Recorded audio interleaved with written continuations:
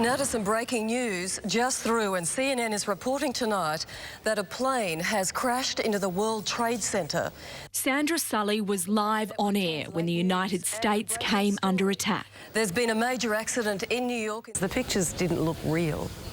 You don't actually expect to see something like that. And for a second, for a flash second, you worry that it's some sort of hoax. For 5 hours, Sandra described live images that were so horrific they were banned from broadcast the next day.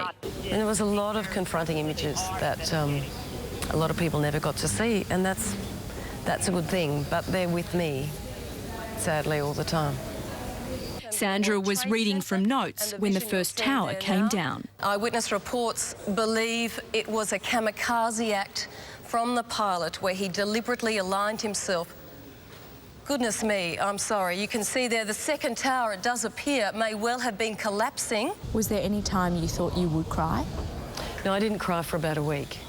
Deborah Knight, now 10's News at 5 presenter, was in Washington with the then Prime Minister John Howard. I was quite naive. I thought this must be a terrible accident. The Pentagon had been hit and Deb was in a hotel right next to the White House, not knowing if there were more attacks to come. It was this complete uncertainty of what was going to happen next. Michelle Stone was 10's US correspondent at the time.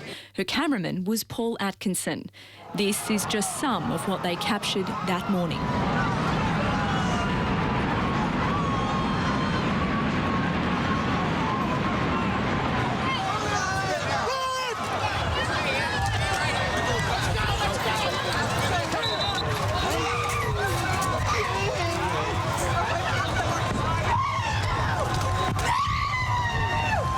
They watched as hundreds of people inside the towers jumped to their deaths.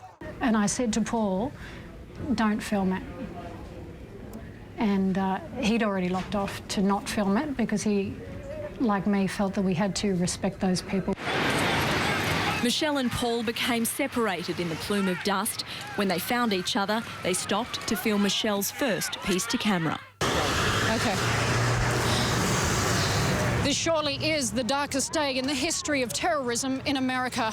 People on the streets are alternately shocked and horrified. 10 News broke the story of 9/11 in Australia, but its significance was only just starting to emerge. I really thought I was witnessing the beginning of World War III, and that the world as we knew it had changed forever that very night, and no one knew what they were going to wake to.